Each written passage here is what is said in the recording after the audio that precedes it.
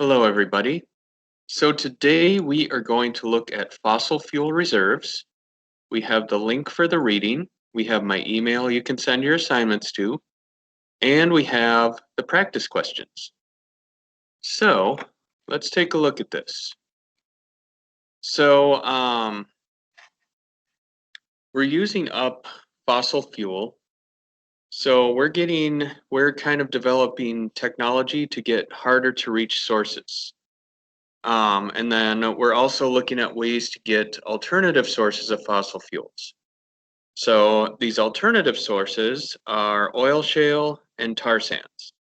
So oil shale is rock that has oil dispersed through it, and the oil isn't collected in reservoir. So oil shale is going to be mined in open pit mines. To do this, they crush the rock and heat it to very high temperatures and wash water over the rock, which is going to convert the fuel to petroleum. All right, and then they can get the petroleum from the rock and use it as fuel. Tar sands are rocky materials mixed with very thick oil.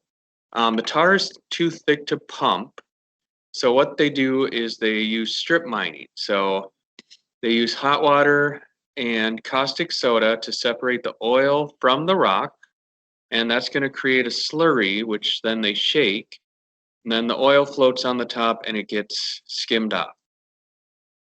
So as with any energy source, there are pros and cons. Surface mining causes environmental damage. It may pollute water. And as with any energy extraction, it requires energy. So the Keystone XL Pipeline is probably something you've heard of. It transports oil from the oil sands in Alberta, Canada, down to the US, and in the US, it's going to get refined.